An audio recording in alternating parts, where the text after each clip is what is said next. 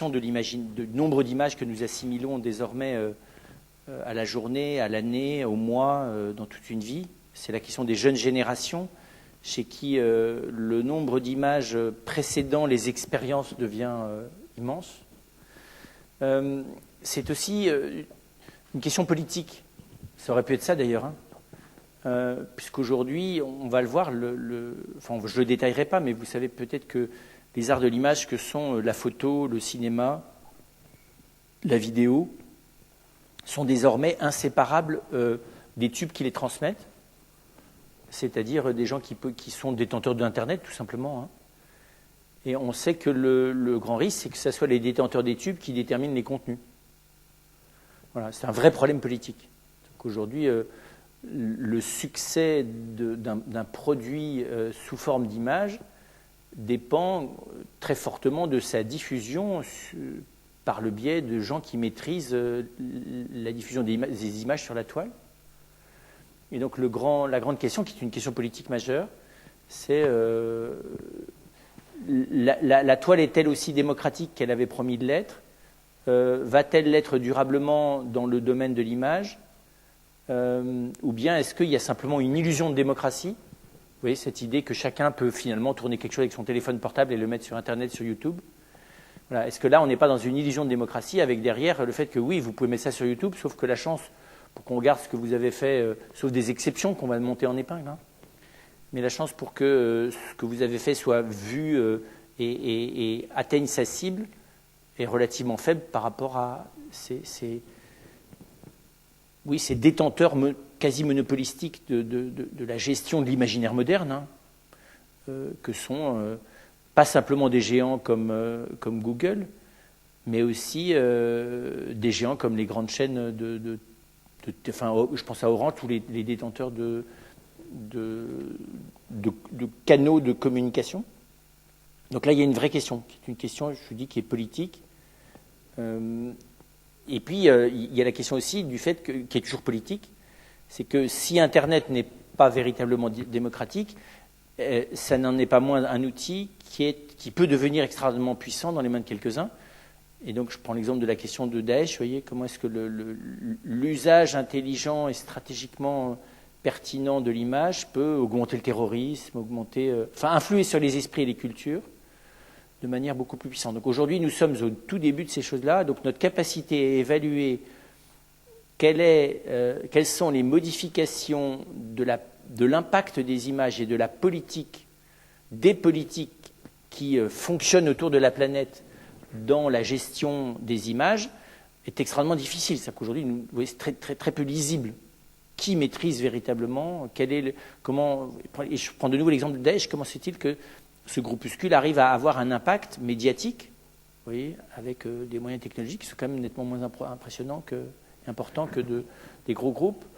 Voilà, donc c'est tout ce nouvel espace, parce que se battre autrefois en termes, vous voyez, la manière de faire un film, la manière d'exposer les photos que l'on avait faites, la manière de commercialiser une vidéo, voilà, la manière de maîtriser les grilles de programmes télévisuels il y a encore 20 ans, sont des choses qui désormais sont de l'ordre du Moyen-Âge.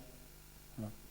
Et aujourd'hui, on voit des gens qui savent de mieux en mieux se servir de l'avantage qu'ils ont à posséder les tubes ou avoir des stratégies d'invasion et d'impact à travers Internet.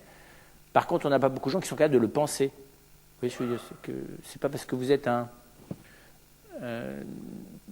excellent sportif que vous êtes un spécialiste du fonctionnement musculaire. Voilà. C'est pas parce que vous êtes un très bon usager d'Internet que vous comprenez les enjeux politiques réels de ce qui s'y passe. Vous voyez, c'est pas parce que vous êtes un bon créatif en publicité que vous comprenez le degré d'impact que votre publicité va avoir sur les gens qui la reçoivent. C'est pas votre boulot. Votre boulot, c'est d'être créatif. Votre boulot, c'est d'obtenir des résultats. Et aujourd'hui, parce qu'on est dans une culture anglo-saxonne, dans le monde de l'image, dans le monde de l'art de l'image, dans sa mise à disposition du public, dans la publication des images, on est beaucoup plus dans des stratégies d'efficience sans prise de distance. Vous testez, vous vérifiez, vous ajustez, ce qu'on appelle une méthode type anglo-saxonne, plutôt que d'essayer de comprendre quels sont les impacts culturels, quels sont les impacts sociétaux, quels sont les impacts même sur la manière d'appréhender la réalité. Quels sont les impacts sur l'imaginaire, le psychisme des individus, le psychisme des jeunes générations. Voilà. Ça fait, on est très en retard là-dessus. On est beaucoup plus en avance sur comment prendre le pouvoir qu'on est aujourd'hui au point sur les impacts plus ou moins grands de ces nouvelles politiques de l'image. Voilà. Donc cette question-là, je ne vais pas l'aborder, parce que ce n'est pas ça que je veux regarder. Je ne veux pas regarder de savoir si aujourd'hui, est-ce que la maîtrise de la diffusion des arts de l'image est telle que finalement les arts de l'image sont subalternés à leur efficacité commerciale ou au diktat de certaines personnes qui possèdent les moyens de diffusion. Ce n'est pas ma question. Ma question, elle est structurelle, c'est-à-dire aujourd'hui, les arts de l'image, comment est-ce que leur place a considérablement évolué dans ces 50 dernières années, quelle est leur place aujourd'hui, quelle est éventuellement leur place dans le futur. Alors, je vais m'expliquer. Les arts de l'image, ce n'est pas simplement pour moi la photo, le cinéma et la vidéo, mais c'est aussi la peinture. Je pense qu'aujourd'hui, les arts de l'image sont les arts du visuel et de l'audiovisuel. On ne peut plus les séparer. C'est vrai, quand vous allez aux carrières de lumière, là, au sud d'Avignon, vous savez, dans ces anciennes carrières de pierre dans lesquelles là où ils exposent, il y a des projections de manière géante d'images de Chagall, vous ne pouvez pas séparer. Vous voyez l'art de Chagall, de sa projection sur les murs et de ce que ça donne pour ceux qui sont là. Parce que c'est vrai que tout d'un coup, vous ne voyez plus la peinture de la même manière quand elle est projetée sur une surface qui est beaucoup plus grande que l'original. Voilà, donc je pense qu'on peut les distinguer, mais on ne peut plus les séparer. Donc ce qui m'intéresse, c'est la globalité de ces arts de l'image. Alors, qu'est-ce qui les définit en commun, ces arts de l'image ? D'abord, elles ont des supports variables. L'image n'est pas sur le même support quand il est sur une icône en bois, quand il est sur une peinture à l'acrylique, quand il est sur une pellicule de cinéma, quand il est dans une mémoire d'ordinateur qui a enregistré la photo, ou quand il est sur une vidéo numérisée. Les supports ne sont pas les mêmes. Les supports, ce n'est pas sans importance, parce que le support, c'est aussi une forme de médiation entre l'individu, l'image et les autres. Comme on dit, par exemple, ce n'est pas du tout la même chose de regarder un film dans une salle de cinéma avec des gens qui sont là, ou de la regarder tout seul dans votre chambre, vous voyez, ou bientôt avec votre espèce de casque visuel là, dans lequel vous serez complètement en état d'immersion. Voilà, c'est pas du même ordre. C'est pas la même chose d'avoir une photo imprimée qui est sur un mur et qui est dans une salle d'exposition qu'une photo qui est sur votre écran d'ordinateur. C'est pas la même œuvre, il faut être très clair. C'est la même figure, mais c'est pas la même œuvre parce que le support n'est pas le même. Tout le monde sait qu'une image n'est pas la même quand elle est projetée par derrière ou quand elle est projetée par devant, évidemment.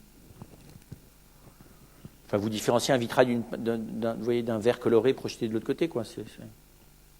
Donc le support les différencie. Par contre, ce qu'ils ont tous en commun, c'est la figure. Ils sont tous des figures et des figures visuelles et éventuellement auditives, la combinaison de figures visuelles et de figures auditives. Donc ce sont des arts qui mettent en jeu la lumière, tous. La couleur, pas toujours, parce qu'il peut y avoir du noir et du blanc. Aussi bien d'ailleurs dans la peinture, dans la photo, dans le cinéma que dans la vidéo. Et puis ce sont des arts qui mettent en jeu de manière différente le mouvement. Il est évident que la vidéo, le cinéma mettent en jeu le mouvement d'une manière spécifique, alors que l'image bouge, alors que dans la photo ou dans le tableau, c'est vous qui bougez, pas l'image. Il y a un mouvement, bien sûr. Dans le tableau, il y a un mouvement, mais c'est vous qui vous déplacez dans le ce qui n'est pas le cas du cinéma, c'est lui qui bouge, et vous suivez le mouvement.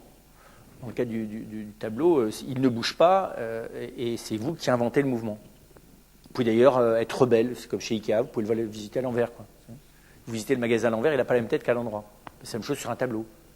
Une manière dont le peintre vous suit, je pense à un tableau de Stahl, par exemple, où je crois que c'est le port d'Antibes, où tout le point focal, c'est un petit point rouge. Voilà, vous pouvez le prendre à l'envers. Vous pouvez décider que vous partez du point rouge, ou y aboutir, puis vous pouvez essayer de l'éliminer visuellement, de tourner autour. Voilà, on peut s'amuser pendant des heures dans un tableau.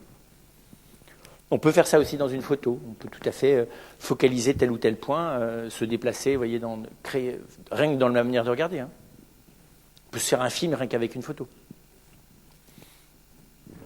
J'aurais pu mettre, oui, je n'ai pas pensé à le mettre aussi, la bande dessinée, qui est entre le cinéma du pauvre, vous voyez, et le roman animé. Enfin, c'est très spécial, la bande dessinée. Mais c'est aussi un art du mouvement, mais ce n'est pas le même que le cinéma. c'est pas celui de la peinture. Et aujourd'hui, ce qu'on appelle, je pense à raison des romans graphiques, ont une capacité narrative que n'ont pas ni l'écriture littéraire, ni la photo, ni la peinture, ni le cinéma, ni la vidéo. Moi, je suis très sensible. Vous avez une manière de faire un reportage, par exemple, donc de mettre en scène une problématique qui n'est pas du tout la même si elle est écrite, si elle est filmée, si elle est reproduite en fiction, hein, c'est le cas là de Spotlight, par exemple, ou si elle est écrite en bande dessinée ou en récit graphique, c'est-à-dire avec un jeu à la fois sur l'écriture, enfin, parce que la bande dessinée, c'est pas uniquement des petites bulles, vous voyez, avec des gens qui racontent des trucs pour enfants. Ça peut être aussi une combinaison entre de l'illustration et du texte, et où il y a une interpénétration d'ailleurs entre le texte, un peu comme ce que font les vidéastes. Donc c'est ça qui les rassemble et qui les différencie. Est-ce qu'il y a à penser philosophiquement un ordre entre elles? C'est évident que la peinture reste l'art majeur parce que c'est parce que le travail sur la lumière et que le travail sur la peinture a un niveau d'aboutissement que n'atteindra jamais la photo, que n'atteindra jamais le cinéma, que n'atteindra jamais la vidéo et que n'atteindra jamais la BD. Vous voyez, au cinéma, vous ne pouvez pas vous permettre sur chaque image de travailler les couleurs et la lumière pendant 10 jours par image. C'est tout simple, c'est réglé. D'accord ? Alors que vous pouvez peindre un tableau en un an, en y travaillant 5 heures par jour. Voilà, donc le niveau de travail, le niveau d'élaboration d'une peinture ne sera jamais atteint. Jusqu'à, enfin, peut-être ça viendra, mais aujourd'hui, on n'a pas même un photographe. Un photographe ne travaille pas l'image de sa photo au niveau de précision que le travaillera la peinture. Alors vous avez des gens qui, du coup, essayent de vous troubler, c'est-à-dire qu'ils vont faire des peintures qui sont quasiment identiques à la photo, mais soyons clairs, on voit aussi la pauvreté picturale de ces œuvres-là. L'hyper-réaliste, c'est amusant 5 minutes. Le trompe-l'œil, c'est amusant 10 minutes. Ça ne va pas beaucoup plus loin, après. Passer l'effet de surprise, voilà, ça ne va pas chercher non plus...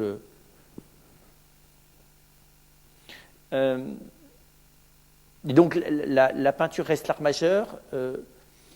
Ensuite, est-ce qu'il faut comparer la vidéo, la BD et le cinéma? Oui, du point de vue peut-être de l'impact. C'est évident que l'impact du cinéma, comme de la photo, mais plus encore du cinéma, parce qu'il est plus proche de la réalité, a quelque chose d'analogue à l'impact de la sculpture. Vous voyez, la sculpture a un impact tactile que n'a pas la peinture. C'est pour ça que d'ailleurs, dans la tradition chrétienne, on hésitait beaucoup avant de représenter le Christ en sculpture, enfin de représenter des figures évangéliques en 3 dimensions. Parce que le réalisme risquait de favoriser l'idolâtrie, pas bien grave, mais vous voyez, une idolâtrie pratique, qui fait que vous allez embrasser la statue avec le sentiment que finalement, c'est comme si vous alliez embrasser la personne. Je pense, vous savez, le pied de Saint-Pierre, vous voyez, à Rome, là, qui est usé à force d'avoir été embrassé. Ou le rocher de Lourdes. C'est évident que dans l'autre sens, ce qui imite le plus fort la réalité, plus encore que le théâtre, c'est le cinéma. Parce que le théâtre, il vous faut 15 secondes pour vous apercevoir que vous n'êtes pas vous n'êtes pas dans le réel. Au cinéma, quand on est bien immergé, il peut de toute façon falloir un petit peu de temps pour s'apercevoir qu'on n'est pas dans le réel. Alors qu'on n'est absolument pas dans le réel. Quand vous voyez ce que c'est qu'un plateau de cinéma, s'il y a bien quelque chose qui est beaucoup plus loin de la réalité que le théâtre, par exemple. Le théâtre est beaucoup plus proche de la réalité que le cinéma. Puisque dans le théâtre, il y a quand même des gens qui, sur une scène, pendant 1 heure, 2 heures, l'autre jour, j'ai vu Yann Vabre qui a fait 24 heures de non-stop, une performance de 24 heures de théâtre. C'est vrai que quand ils sont sur le plateau, même s'ils peuvent sortir 2 minutes, si vous voulez, ils y reviennent et donc ils vivent des choses sur le plateau. D'ailleurs, les pièces se construisent au plateau, comme on dit aujourd'hui. C'est pas vrai au cinéma. Au cinéma, la 3D est transformée en 2D. Enfin, vous voyez, on parle beaucoup des comédiens, mais les comédiens, pour le cinéaste, c'est uniquement une trace sur une pellicule. Vous voyez, c'est l'effet de trace qui les intéresse. C'est pas la personne en chair et en os. C'est d'en capter quelque chose. Sur le théâtre, vous captez rien. C'est vous qui donnez à ceux qui sont là. Si vous décidez de donner, vous décidez pas de donner. Au cinéma, c'est pas les comédiens qui font la pièce, qui font le cinéma. C'est les réalisateurs. C'est très clair. Et le comédien, d'ailleurs il le sait, n'est qu'une matière pure. Au même titre d'ailleurs que le décor, les images et la bande-son. Qu'on peut dissocier d'ailleurs ce qu'il dit. Preuve, c'est que vous pouvez doubler. Théâtre, on ne double pas, non? On met un prompteur, mais le playback, ça n'existe pas en théâtre. D'ailleurs, ça ne collerait pas. Au bout de 3 minutes, tout le monde se mettra à exploser de rire. Imaginez à l'opéra, vous savez. Je sais pas trop quoi, vous avez la voix de Dall'Agna en italien, en français, avec quelqu'un qui, en fait, sait chanter qu'en russe, ça ne va pas le faire. Hein. Voilà. Alors, pourquoi est-ce qu'il y a des raisons de regarder de manière critique ces arts-là ? Il y a deux manières de le regarder. Et du côté de l'œuvre, vous allez voir, et du côté du spectateur. D'abord, du côté de l'œuvre, parce que les artistes ont désormais accès, qu'ils le veuillent ou non d'ailleurs, à une banque d'images quasiment infinie. Aujourd'hui, l'artiste pratique son art dans un contexte de saturation de l'image. Et donc, la moindre œuvre d'art, elle a été reproduite de plein de manières différentes. Le moindre film aujourd'hui a été copié de 20 manières différentes. La moindre photo a été reproduite 20 fois. Vous faites une expérience sur Google, vous tapez un tableau et vous allez voir toutes les possibilités de reproduction du même tableau. Et puis allez le voir en réalité, vous verrez bien que vous êtes dans deux réalités qui sont tout à fait disjointes l'une de l'autre. Voilà. Mais donc, travailler, j'allais dire, en plus, c'est pas seulement une banque d'images, c'est comme une bande passante, vous voyez. Le nombre d'images en bande passante permanente dans l'imaginaire collectif, dans les supports que regardent les individus, et donc l'univers dans lequel habite l'artiste, même s'il prétend se séparer du monde, il n'y a rien à faire, il ne peut pas se séparer totalement du monde.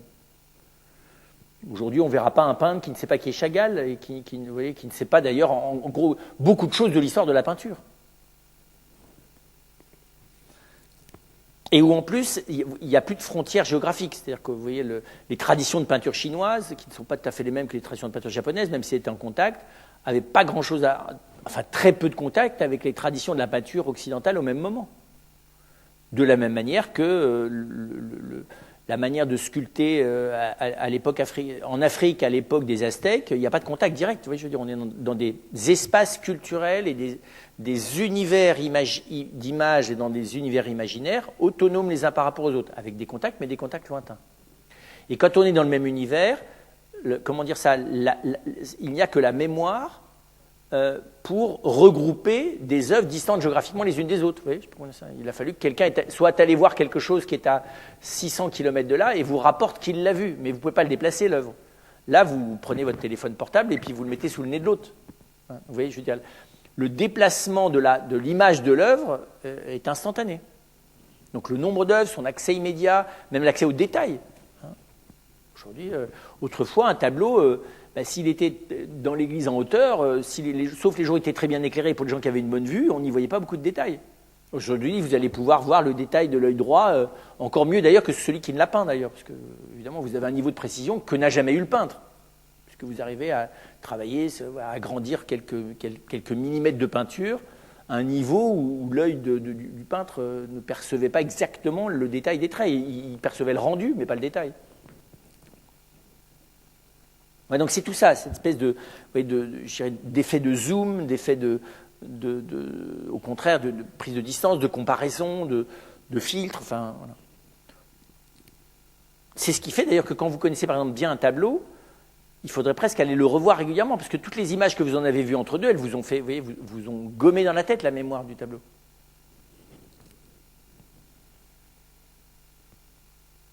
L'autre question du côté des œuvres, c'est comment distingue-t-on une œuvre majeure d'une œuvre mineure ? Après Basquiat, c'est difficile dans la peinture. Moi, je ne connais pas de gens qui, là-dessus, soient sûrs d'eux. D'ailleurs, Basquiat, évidemment, au début, il y a tout un nombre de gens bien pensants de la peinture qui ont pensé que ce n'était même pas des œuvres mineures, c'était juste pour la poubelle, quoi. Sauf qu'aujourd'hui, on s'aperçoit que c'est une œuvre majeure. Mais derrière, c'est difficile, aujourd'hui, de trouver un artiste qui soit planétairement reconnu comme un artiste majeur, à la vitesse à laquelle l'a été Basquiat, après sa mort. C'est même vrai dans l'ordre du cinéma. Vous voyez, on est capable de dire quels sont les ancêtres fondateurs du cinéma. Vous pouvez prendre John Ford, vous pouvez prendre Ozu, mais est-ce qu'un film d'Ozu, vaut beaucoup mieux que certains films d'art d'essai d'aujourd'hui ? Je ne sais pas.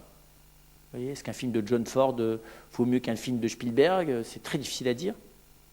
Les critères sont très très différents. C'est quoi est-ce qu'on peut donner les canons de l'art cinématographique, comme on a défini les canons de l'art pictural ? Parce que on va y revenir, on peut aussi décréter qu'on a une subjectivité pure et qu'il n'y a plus d'art majeur, d'art mineur, que n'importe qui peint n'importe quoi, de toute façon, à partir du moment où il n'est pas complètement daltonien, a une légitimité au même titre que celui qui a travaillé 50 ans.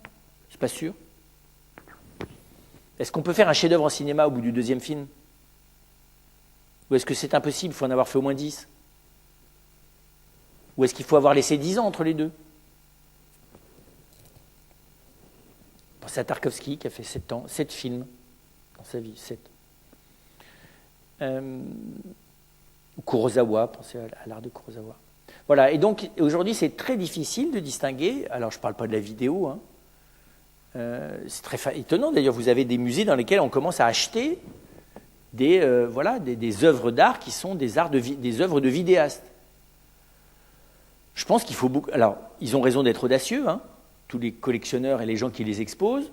Par contre, quelle est la sûreté de leur jugement? C'est difficile de dire ça, alors que c'est un art qui a quoi? Qui a 30 ans?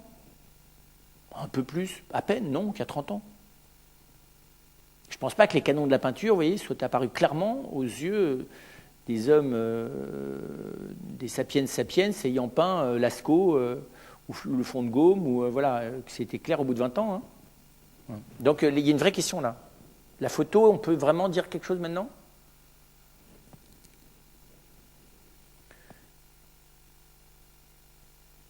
Donc il y a une vraie question. Ensuite, il y a la question du côté parce que l'art, c'est pas simplement quelqu'un qui crée quelque chose, c'est aussi quelqu'un qui est destiné à le regarder.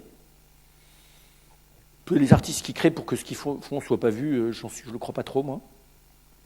Les artistes un peu narcissiques qui détruisent toute une partie de ce qu'ils ont fait parce qu'ils estiment que ce n'est pas à la hauteur de ce qui doit être vu d'eux, oui, et qui finissent par regarder qu'une seule œuvre s'ils veulent.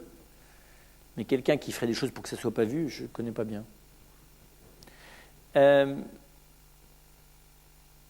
Et donc, il y a le premier problème du côté du spectateur, c'est la saturation. C'est-à-dire que c'est quasiment impossible d'avoir un regard neuf. C'est-à-dire que tout ce que vous voyez, vous l'avez déjà vu.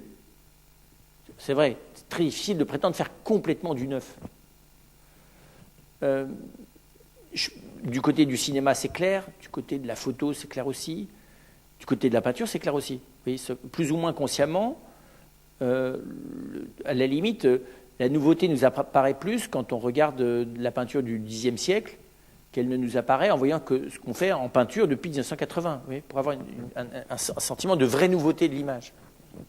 Et puis en plus, le spectateur, je dis, il est lui-même abreuvé d'un imaginaire qui augmente le sien, alors je ne sais pas en pourcentage, parce qu'on ne peut pas calculer, hein, combien de fois l'imaginaire est démultiplié par la banque d'images qu'il a à sa disposition. Alors ça dépend de la quantité d'images qu'il a engagées depuis qu'il est né. Mais aujourd'hui, un jeune qui a 24 ans, a emmagasiné, en dehors de ses expériences, je ne sais pas, 1 million, 2 millions de fois plus d'images que le même enfant il y a un siècle. Il avalait quoi il y a un siècle? Un enfant en 1916. Un peu de cinéma, quelques photos. Oui, on ne va pas exagérer, c'était pas Cro-Magnon quand même. Hein. La guerre de 14, commençait à y avoir des chromos, enfin, vous voyez, il y avait des choses. Hein. Mais voilà, vous comparez, vous vous dites, bon, on est quand même dans deux mondes.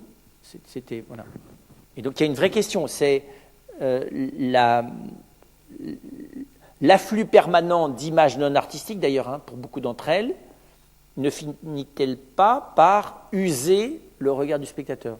Donc, faire des œuvres pour que, encore une fois, les personnes qui sont en face les consomment exactement comme des yaourts, ça ne va pas bien. Vous voyez, je ne sais pas comment dire ça. Si vous faites de l'art, c'est fait normalement, c'est fait pour qu'elle ait un effet symbolique qui est à la hauteur de celui que vous avez cherché à y mettre en la créant, normalement. Si les gens rentrent dans une église comme ils rentraient dans un supermarché, vous avez perdu architecturalement. Voilà.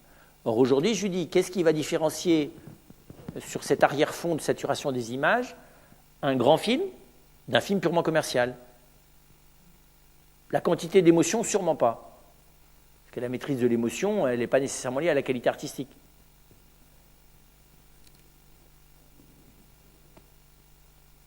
Elle en fait partie, mais elle n'est pas suffisante. Enfin, l'intensité, émotive. La qualité émotive, c'est beaucoup plus difficile à apprécier. Dire à quelqu'un qui a été très ému que son émotion n'était pas profonde et donc ça ne vaut pas, et à quelqu'un qui a été très peu ému que ce n'est pas grave parce qu'elle était très profonde, aujourd'hui, vous n'allez pas vendre ni du cinéma, ni de la peinture, ni de la photo comme ça. Vous voyez, quelqu'un qui s'est un peu ennuyé dans le film. Il y a 40 ans, il vous aurait dit oui, c'était une œuvre difficile, mais quel génie. Je pense au film de Godard, par exemple. Un peu comme la musique de Stockhausen, quoi. Aujourd'hui, un film où vous vous ennuyez, avant que vous trouviez, y compris des critiques de cinéma, vous voyez, alors vous aurez quelques allumés qui vont vous dire que c'est très très profond et absolument incompréhensible, hein, mais quand même, globalement, d'ailleurs, on s'ennuie beaucoup plus vite dans un film aujourd'hui. Est-ce que c'est parce que les films ont augmenté en qualité et que finalement ceux qu'on filmait il y a 40 ans, c'était des trucs peu qualitatifs? Et donc c'est la même question. Est-ce que l'intensité émotive, parce qu'aujourd'hui on peut vous faire très peur, beaucoup plus qu'avec les oiseaux de Hitchcock. On peut même vous faire avoir un arrêt cardiaque si on se débrouille bien. Est-ce que ça veut dire que c'est plus qualitatif que les oiseaux de Hitchcock ou Nosferatu ou M le maudit? C'est une vraie question. Est-ce que je ne sais pas si vous avez vu la Passion de Jeanne d'Arc de Dreyer avec Falconetti. Moi, je trouve que c'est un film qui met en scène la violence. Par exemple, il y a une scène où Jeanne est censée rentre dans la salle de torture. Mais la scène de torture de Jeanne, moi, elle me traumatise beaucoup plus que, vous voyez, le Jésus de Mel Gibson, quoi. Pourtant, Jeanne, on ne fait que lui percer, il en jaillit du sang d'ailleurs comme ça, c'est très impressionnant. Et puis on filme simplement les instruments de torture qui sont très clairement absolument pas historiquement fidèles, qui sont des instruments simples, qui signifient la violence de la torture, mais qui ne sont pas du tout fidèles à la réalité. Mais je pense que quelqu'un qui s'est emmagasiné de l'hémoglobine à haute dose dans l'imaginaire va vous dire c'est vraiment de la daube, quoi. Ça vaut vraiment rien. Il n'y a aucune émotion. Alors, qui a raison ?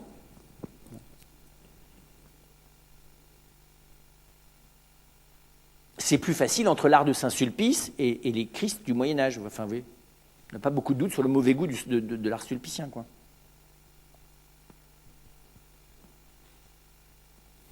Et l'élément alors, le plus problématique, c'est la perte de la relation réelle. C'est-à-dire qu'en gros, quand on est dans l'imaginaire, on ne sait plus de quoi ça parle de rien, si on n'est que dans l'image. Oui. À quoi fait référence l'image si je suis que dans l'image? À rien. Pour que l'image fasse référence à quelque chose, il faut que je sois clairement capable de distinguer le réel auquel elle fait référence et l'image elle-même. Oui. Donc être ému de plein de manières dans un film, aujourd'hui, vous pouvez en sortir avec rien, juste de l'émotion. Même chose pour une photo. Comment est-ce qu'une œuvre peut avoir du sens si, la personne auquel elle s'adresse ne sait pas distinguer entre l'imaginaire et la réalité? Alors les gens savent distinguer entre leur paquet de pop-corn là et le film. Mais ce n'est pas la question de savoir est-ce que le film, est-ce que la vidéo, est-ce que la photo, même aujourd'hui est-ce que la peinture, amène à autre chose. Autrement dit, est-ce qu'il n'y a pas, c'est une vraie question, est-ce qu'il n'y a pas une déséducation de la relation, on va le voir, au symbole? C'est ce que j'appelle, et j'en viens à ma deuxième partie, qui est la crise du symbolique. C'est qu'aujourd'hui, on fonctionne avec des images sans référent.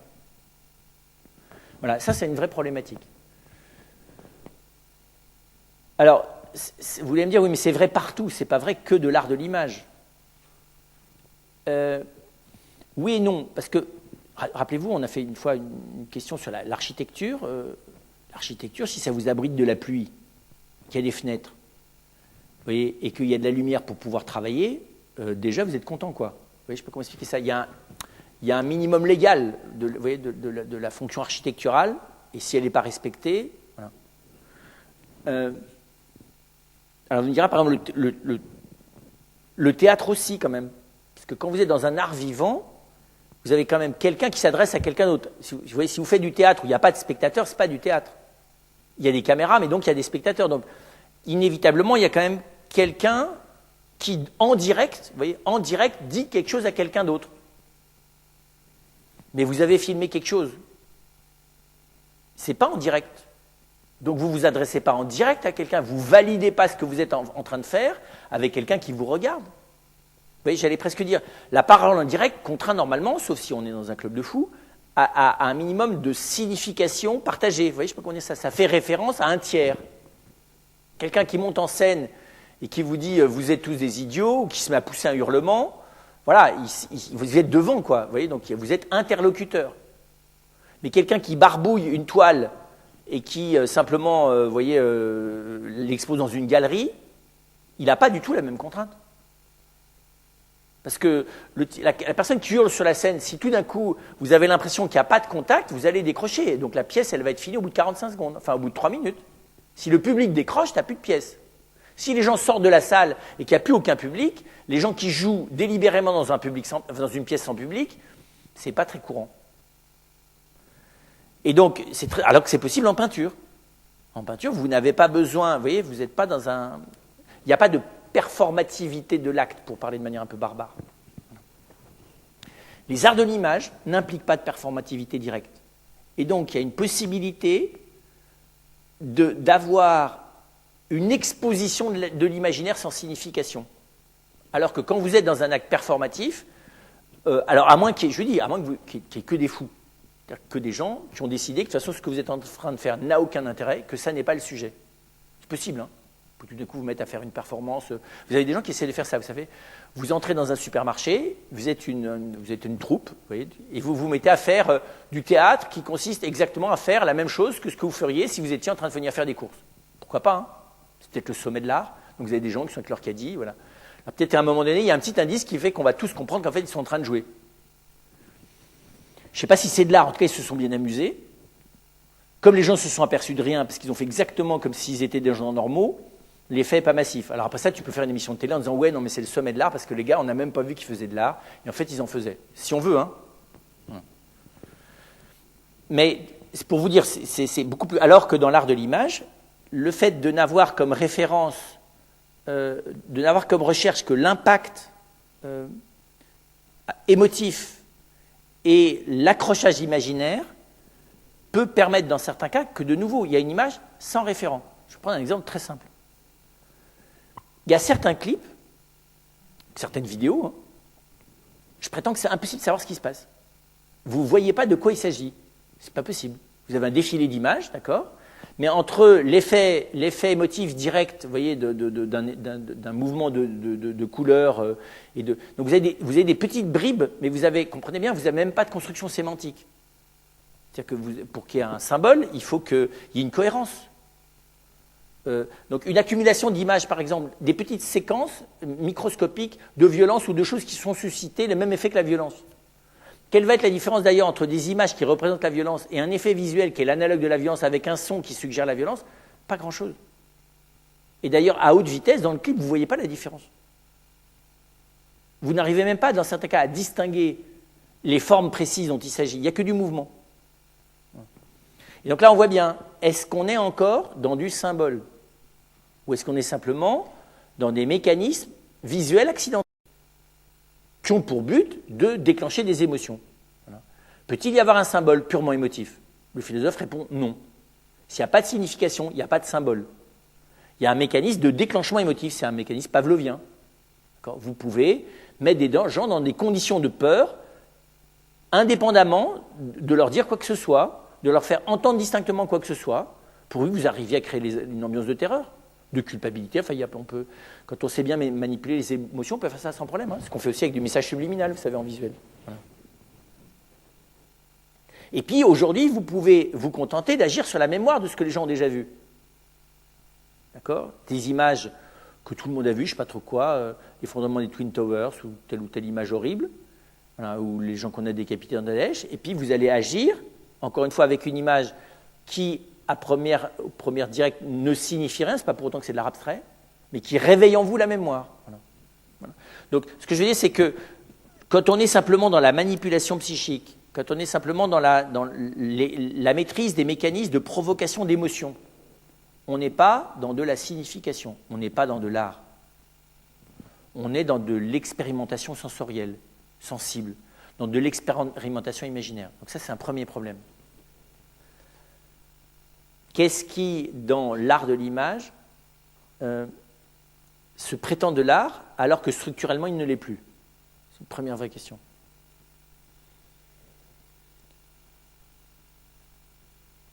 Ça peut être vrai aussi d'ailleurs par appauvrissement artistique. Hein.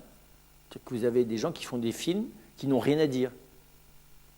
Il y a toujours eu des représentations purement indicatives, sans éléments artistiques. C'est vieux comme le monde. Mais aujourd'hui, c'est très impressionnant. Vous avez des gens qui peuvent passer 1h30 à regarder une histoire qui ne signifie rien, de la part de ceux qui l'ont écrite. Elle ne signifie rien. Elle a simplement pour but de vous scotcher sur un fauteuil un temps maximum de temps. Enfin, vous voyez, un temps maximum avec, en 2 ans exactement d'ailleurs, ce que vous vous attendez à voir dans la série. Et des fois même en faisant semblant d'être intelligent et de s'adresser à vous, c'est encore mieux.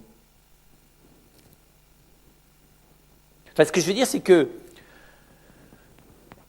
bien sûr, on peut ériger l'art du vendeur comment dire ça, en art majeur, mais c'est un peu délicat quand même.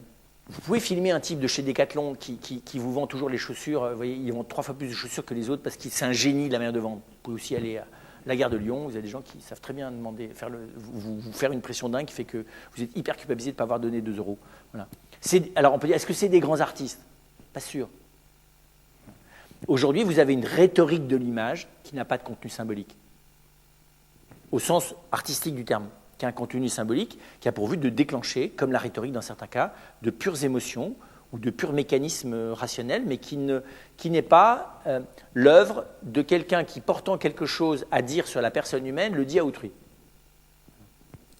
Alors évidemment, on peut dire, nous changeons la définition de l'art. Désormais, tout ce qui implique des images est de l'art. Bon, ça ne tient pas. Parce que comment vous faites de l'art quand vous marchez, les enfants qui pleurent font de l'art aussi. Enfin, tout est art à ce moment-là, tout ce qui est sensoriel, tout ce qui est sensible est artistique. Le deuxième élément problématique de la crise du symbolique, c'est que les référents émotifs, c'est légèrement différent, pas qu'il n'y a pas de référents, mais les référents ne sont que émotifs. Et le troisième élément qui tient avec celui-là, c'est qu'on est dans un relativisme des référents. Le problème, c'est que quand vous êtes dans une culture totalement relativiste, c'est très difficile de dire quelque chose. Puisque ce que vous dites ne fait référence qu'à votre subjectivité dans une culture. Vous voyez, si vous êtes vraiment dans le relativisme, quand vous dites quelque chose, eh ben, ça ne fait référence qu'à votre subjectivité. Ça ne veut rien dire comme tel nécessairement. Si je suis rigoureux. Alors, nous sommes, vous savez, comme les sceptiques, c'est-à-dire que nous sommes sceptiques, les sceptiques ils sont sceptiques en théorie, mais ils ne le sont pas dans la pratique, si vous voulez. Ils ne mettent pas en doute l'existence des choses quand il faut acheter des chaussures. Voilà, ils ne mettent pas en doute ni les chaussures, ni le prix qu'ils payent. Et donc c'est la même chose, hein, on est des relativistes en théorie. Mais malgré tout, le relativisme théorique pose un problème peut-être pas tant du côté du spectateur qui s'en fiche, parce que chacun, à la limite, prend ce qu'il veut, ce qu'on dira spontanément. Par contre, ça pose un problème du côté de l'artiste. C'est que si ce que je dis n'a pas d'autre valeur que purement subjective, et que finalement j'assume ça, ça ne fait pas d'art. Vous pouvez faire des séries télé comme ça, vous pouvez faire des émissions de télé comme ça, mais la motivation profonde de l'artiste, elle est normalement de penser à dire quelque chose à autrui. Et pour avoir à dire quelque chose à autrui, il faut bien admettre qu'il y a peut-être des référents communs.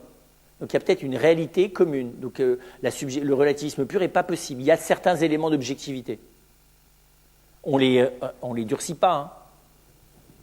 Quand vous discutez, alors moi j'ai plus discuté avec des théâtreux qu'avec des metteurs en scène, enfin avec des réalisateurs de cinéma, mais dès que vous les poussez dans leur retranchement, ils admettent bien. Alors ils ne veulent pas du dogmatisme de la vérité, ils veulent que chacun puisse émettre son opinion, mais quand même, ils entendent bien de ne pas se contenter d'émettre une opinion. Ils vous diront d'ailleurs, je pense, j'essaie de faire passer ce que je crois vrai, ou ce qui est vraiment important pour moi. Voilà. Moi, je dirais tout simplement, c'est des euphémismes qui manquent de courage, c'est tout. Ce qui est une lâcheté très contemporaine. Vous voyez, les gens sont capables de se battre pour défendre leur opinion, pire que les dogmaticiens, tout en vous expliquant que c'est leur opinion. Il faudrait savoir, si c'est vraiment ton opinion, mets des bémols, quoi. Mais m'explique pas que tu pouvais faire que comme ça, si c'est purement de l'opinion, c'est que tu pourrais plus faire autrement. Si tu as de la rigueur, alors c'est qu'il y a autre chose que de la pure opinion. L'opinion, c'est par définition incertain. Vous voyez, c'est ça.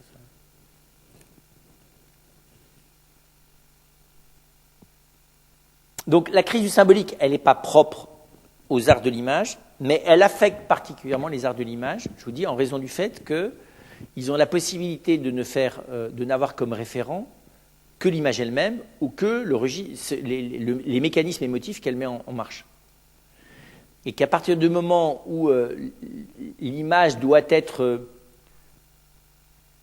rhétoriquement comprise, c'est vrai, vous ne pouvez pas faire un roman dans une langue que personne ne connaît, et qui d'ailleurs n'est pas une langue. Enfin, vous voyez, si vous écrivez des mots qui n'ont pas de sens les uns derrière les autres, personne ne va rien vous comprendre. Il faut bien qu'il y ait une sémantique, il faut bien qu'il y ait des règles du langage, on va dire ça au moins. Voilà. Eh bien, il y a, dans le domaine de l'image, c'est pas facile d'ailleurs de les définir avec rigueur, c'est ce que fait la sémiotique d'ailleurs, des règles fondamentales de ce que j'appelle la rhétorique de l'image. Pour qu'une image qui, à première vue, ne veut pas dire quelque chose, dise quand même quelque chose, il y a quand même des critères. Ils sont mis en œuvre, par exemple, dans l'art non figuratif. Dans l'art non figuratif, bien sûr qu'il y a une signification.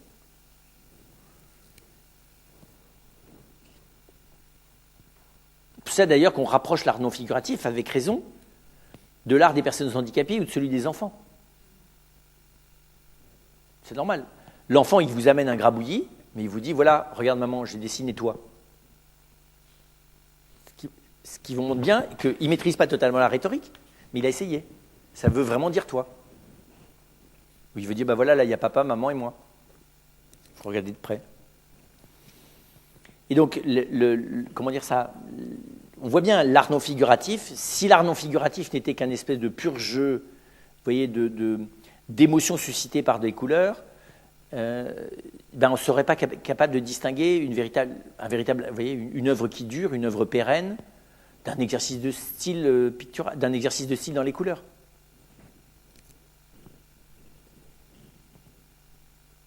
Un artiste est tout à fait capable de distinguer chez un auteur ce qu'étaient ses esquisses de ce qu'est sa réalisation. Ce qu'était sa palette, vous voyez, posée sur la table avec des couleurs les unes derrière les autres, avec ce qu'est véritablement la rhétorique profonde de ce qu'il a mis sur la toile. Alors évidemment, ça nous échappe parce que, là encore, la rhétorique de l'image, la rhétorique de l'histoire en mouvement, pour être plus précis, a pris une telle place que souvent nous avons arrêté d'apprendre la peinture, nous avons arrêté d'apprendre une partie de la musique, nous avons aussi arrêté d'apprendre une partie de la photo, celle des débuts. Parce que pour nous, voilà, vous vous doutez bien, l'image qui bouge et qui fait semblant d'être réelle nous envahit émotivement de manière telle que progressivement, elle devient le référent. Vous avez des gens qui supportent difficilement un concert parce que le son est moins bon que quand ils écoutent leur CD chez eux. Ce qui est tout à fait vrai d'ailleurs. Parce qu'évidemment, quand vous êtes dans une salle de concert et que vous êtes à 10 mètres, vous n'êtes pas à 3 cm du violon. Alors que sur le CD, il a été enregistré à 3 cm du violon.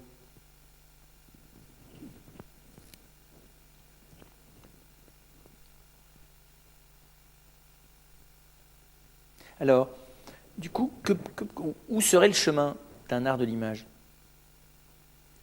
Le premier chemin il me semble, c'est l'art de l'image qui conduit à l'extériorité signifiante. Je m'explique.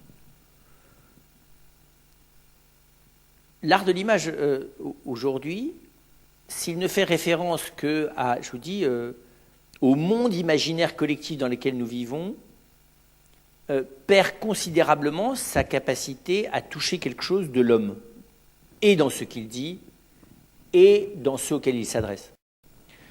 Cette perte du sens, ce que je disais, c'est que derrière la crise du symbolique, il y a beaucoup plus profondément une crise du rapport au réel, qui est une crise de la sensation. C'est-à-dire que désormais, l'image sensorielle, l'image visuelle et l'idée que nous avons, et l'image auditive, et les idées que nous avons de la sensation tactile, de la sensation gustative, de la sensation olfactive, prennent presque le dessus sur les sensations elles-mêmes. C'est-à-dire qu'aujourd'hui, nous sommes dans une culture qui nous pousse de moins en moins à différencier l'expérience de deuxième main de ce que j'appelle moi le commentaire sensoriel de l'expérience. Je prends un exemple bête.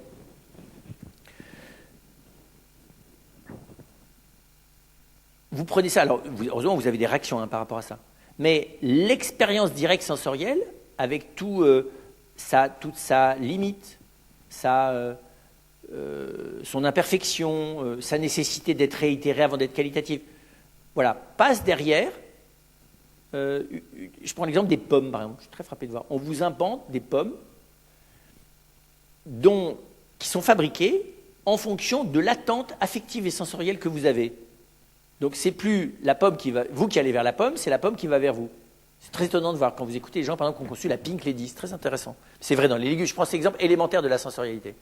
Et là, vous voyez bien que l'idée, elle est de fabriquer une réalité vivante, de manipuler une réalité vivante, sensorielle, élémentaire, de manière telle qu'elle réponde à mon imaginaire avant de m'amener à la découvrir comme elle est, au-delà de l'effet affectif qu'elle a sur moi. C'est-à-dire qu'aujourd'hui, tout s'adresse, finalement, à mon effet subjectif, quoi. Et de moins en moins de choses m'amènent à l'arrêter elle-même. Je prends l'exemple des fruits et légumes parce que c'est caricatural. Vous allez aujourd'hui dans un marché, le niveau de propreté des légumes, moi, ça m'inquiète complètement. Vous vous dites, mais là, on n'est plus du tout dans un légume. On est dans l'idée que les gens ont des légumes, qui évidemment doivent être propres.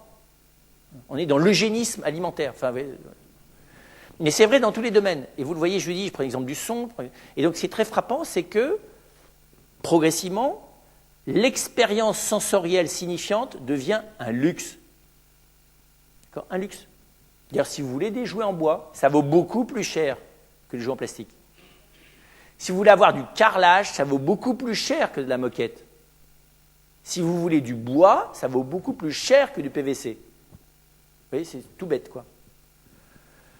Si vous voulez des vrais arbres, ça va vous coûter cher aussi. D'ailleurs, avant qu'ils poussent, on n'est pas rendu. Et donc, c'est très impressionnant. L'expérience. Mais je ne vous parle pas des personnes humaines. Les personnes humaines, de toute façon, elles n'ont absolument plus le loisir d'être des personnes normales, vous voyez, si elles ne sont pas aseptisées, nettoyées, pliées au mode et au goût du jour, de manière telle que tous les codes sociaux par lesquels elles sont conçues comme des gens désirables ne sont pas remplis, elles sont éjectées de la vie sociale. C'est très clair. Très frappant de voir, je vois ça, c'est pathétique de voir la différence entre l'Afrique en Afrique et l'Afrique dans la banlieue nord de Paris. L'Afrique dans la banlieue nord de Paris, elle est exactement comme dans les clips de rap. Ils ne sont plus africains. Ils sont les blacks de chez nous. Ils ont exactement la tête de la vidéo.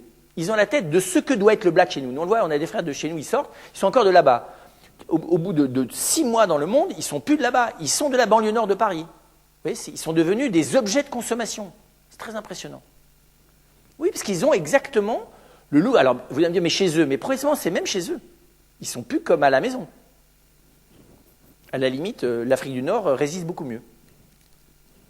Voilà, et donc c'est très impressionnant de voir la manière dont globalement, et donc je pense qu'il y a un art de l'image qui est l'art qui réinitie à l'expérience sensorielle.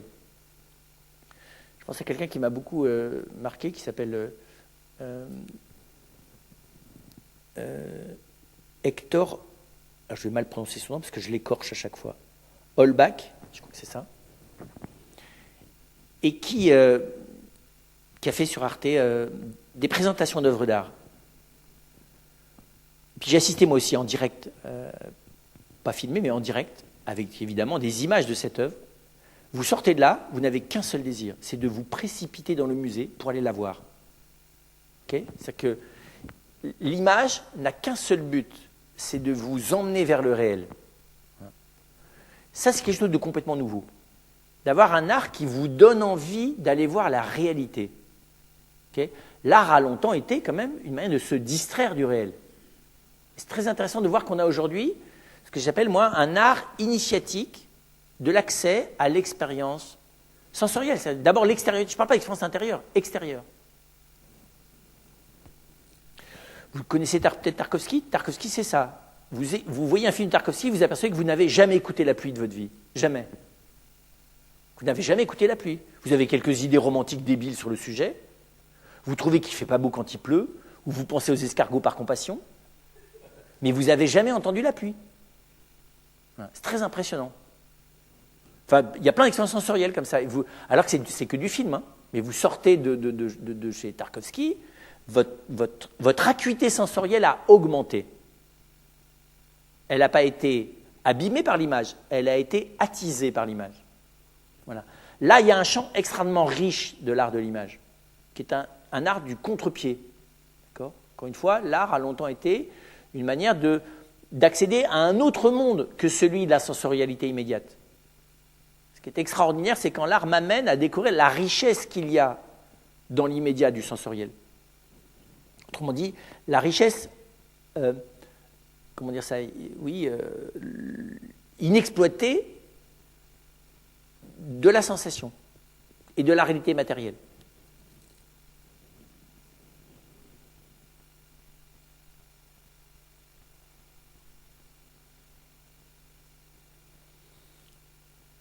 Ensuite, pour moi, donc, là, vous avez un premier axe. Alors, c'est vrai dans l'ordre de la photo, c'est vrai dans l'ordre de la vidéo, c'est vrai dans l'ordre du cinéma, c'est même vrai dans l'ordre de la bande dessinée. C'est très étonnant, ça. La bande dessinée, je pense à un très grand dessinateur de manga qui s'appelle... ça y est, je vais le confondre. C'est pas Tanizaki Junichiro, c'est celui qui a écrit L'éloge de l'ombre, c'est l'autre, qui a écrit sur les sommets des dieux. Et il a écrit un livre qui s'appelle L'homme qui marche. Il n'y a aucun texte. Taniguchi. Voilà. Mais je ne sais plus son prénom. Et la première fois qu'on lit ça, on dit, bon, c'est vrai, il ne se passe rien, il marche. Il marche, hein. Donc le type qui marche, pareil d'un gars qui marche, quoi. Et bien, c'est très bizarre. On sort une fois qu'on a lu ça attentivement, donc, en ayant un tout petit peu compris ce que c'est que l'approche du japonais, qui est capable tout d'un coup de s'engouffrer dans une micro-expérience et de la descendre à l'infini. Vous voyez, de descendre dans le détail à l'infini de l'expérience, qui est très très éloigné de nous. Nous, vous voyez, c'est comme la cuisine, quoi. Faut que tout de suite qu'il y ait un effet immédiat. Eux, ça peut être beaucoup plus lent. Eh bien, vous sortez de là, même chose. Vous êtes aperçu que vous n'avez jamais pris le temps de marcher sans but. On marche, nous, mais avec un but précis. C'est rare de déambuler en ne suivant que ses pieds. Essayez pour voir. Expérience sensorielle, je ne parle même pas du fait qu'il y a une quelconque signification. Juste, ça s'appelle marcher. Et vous dites, tiens, c'est vrai. Marcher, ce n'est pas uniquement se déplacer dans un endroit pour aller voir quelque chose. Moi, j'avais fait ça au désert, mais je n'avais pas imaginé que ça pouvait se faire en ville. Eh bien, il le décrit en ville. Manger aussi, c'est très étonnant. Même, il a fait un truc sur un type qui mange, tout à fait étonnant. Le deuxième grand axe, c'est précisément l'image qui conduit à ce que j'appellerais la catharsis de la subjectivité relativiste. C'est-à-dire qui précisément m'amène à un endroit où le relativisme ne tient plus. Où il me fait sortir, un art qui me fait sortir du relativisme, où je me retrouve à un endroit où je ne peux plus après ça remettre un discours, vous voyez, sortir de là uniquement en disant que c'était de l'opinion. Personnellement, alors évidemment je suis très sensible à Cartier-Bresson. Quand vous regardez des photos de Cartier-Bresson, ce n'est pas uniquement un regard chez Cartier-Bresson. Il parle de quelque chose. Vous passez du regard de cet homme c'est très particulier, si vous connaissez un peu Cartier-Bresson, vous sortez de son regard pour aller dans ce dont il parle. Les portraits, par exemple, qu'il a fait, c'est très difficile de faire un portrait. Les trois quarts des photos que vous avez dans tous les mensuels, vous savez, quand on fait une interview, alors vous avez les photos de journalistes, qui sont des fois de très très bonnes photos de journalistes, n'ont pas du tout pour but de vous donner accès à la personne dont on vous parle, mais simplement de vous conforter dans l'image que l'article vous en a donnée. Ça n'a pas tout à fait la même chose. Alors que c'est très étonnant chez Cartier-Bresson, non seulement il donne accès à la personne, mais il donne accès à la personne même dans sa part de noblesse. Ce n'est pas évident du tout. Donc il fait le même travail qu'un vrai portraitiste. On sait bien, le mauvais portraitiste, c'est celui qui vous raconte des histoires à propos de la personne qu'il est en train de dessiner ou de peindre. Le vrai portraitiste, c'est celui que ça vous plaise ou que ça ne vous plaise pas, c'est-à-dire que ça lui plaise ou que ça ne lui plaise pas, et surtout que ça plaise ou que ça ne plaise pas à la personne qu'il est en train de peindre, vous donne accès à quelque chose de réel dans la personne. Alors des fois, c'est terrible, qui vous donne accès à quelque chose que vous auriez espéré ne jamais voir, et d'ailleurs la personne aussi aurait aimé qu'on ne le voit jamais, et le peintre est obligé de le dire parce qu'il l'a vu.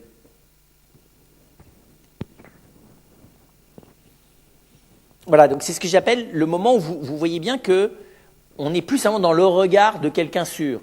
On n'est plus simplement dans la subjectivité du discours. Et on s'aperçoit que l'art, dans sa grandeur, donne accès, par un regard nouveau, à quelque chose qui est déjà là. Que l'art n'invente pas ce dont il me parle. Ce qu'il invente, c'est la manière de m'en parler.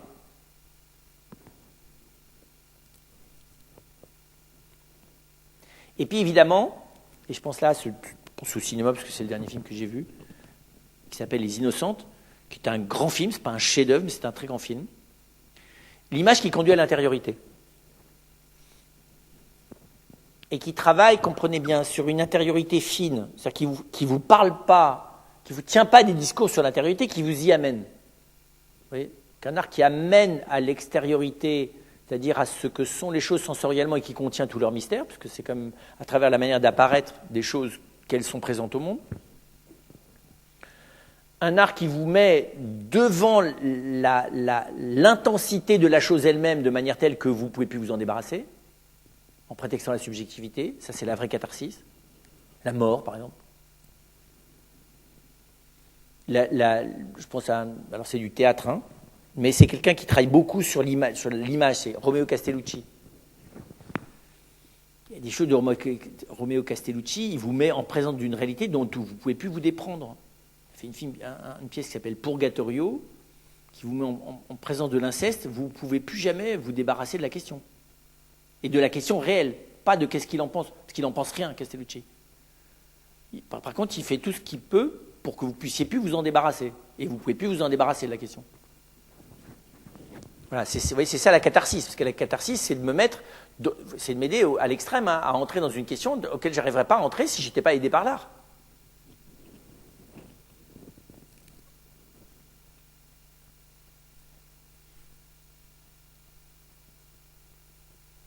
Et puis, cet accès à l'intériorité, quand ça se fait sans, comprenez bien, sans démonstration, sans rhétorique explicative, voilà. Et évidemment, les trois se tiennent. Et donc, c'est ça qui m'intéresse, c'est qu'il me semble qu'il y a aujourd'hui place pour un art de l'image qui ne soit plus un art centré sur la créativité de l'histoire. Toutes les histoires ont été racontées. Il n'y a plus aucune histoire à raconter. Quelle histoire aurions-nous encore à dire? Il n'y a rien. Tout a déjà été dit en termes d'histoire humaine. Tous les scénarios possibles ont été inventoriés. Vous pouvez les décliner à l'infini, mais vous n'allez plus en inventer des scénarios. En plus, on a fait sauter les barrières morales de l'éventuelle non-expression des scénarios les plus délirants, et donc on les a écrits, ces scénarios les plus délirants. Oui, donc vous voyez, on a écrit tous les scénarios qui étaient moralement recevables, on a écrit tous les scénarios qui étaient borderline, et on a écrit tous les scénarios qui étaient les plus maladifs. Qu'est-ce qui reste à écrire? Rien. Je pense non plus, enfin rien, j'exagère, mais je pense qu'il n'y a pas grand-chose à écrire du côté des histoires.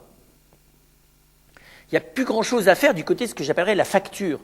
Prenez la photo, le travail sur les images, les effets de tout ce que vous voudrez, de lumière possible imaginable, l'usage des filtres, enfin tout ça, on est complètement saturé. Vous inventerez rien. Vous allez recombiner les choses légèrement, mais aujourd'hui, ça va instantanément faire penser à 10 photographes, quoi que vous fassiez. Je vous dis, trouvez-moi un photographe qui est vraiment aujourd'hui inventé, depuis 20 ans, une facture photographique, vous voyez, qui vous dit, voilà, là, il y a une patte unique. Bon, c'est complètement fini. En plus, elle est imitable à loisir, ce qui montre bien qu'elle n'est pas très... Et même des techniques, ça va ensemble. Vous savez, les vidéastes se sont amusés un peu. Alors tu projettes sur ceci, tu projettes sur cela, tu filmes les trucs en direct, enfin ils sont inventés à faire plein de trucs, que tu reprojettes en même temps que tu es en train de les filmer. Et d'ailleurs tu refilmes la projection de la reproduction du truc au carré, au cube et à l'infini. Très bien, une fois tout ça tu l'as fait 20 fois, tu as compris le truc, quoi, c'est bon, c'est réglé. Les reduplications, vous voyez, le palimpseste, quoi, c'est tout, c'est que tu refais sur le fait, du refait sur le refait, et à la fin c'est censé faire quelque chose, sauf qu'au fur et à mesure que tu refais, à la fin, tu perds quand même l'immédiateté de ce que tu es en train de raconter. Vous savez, c'est comme les gens qui font ils font de la musique par petits bouts, tu vois, ils vous font un morceau qui est enregistré et ils rejouent sur ce qu'ils ont enregistré. Donc à vous seuls, ils vous font une symphonie avec 120 instruments.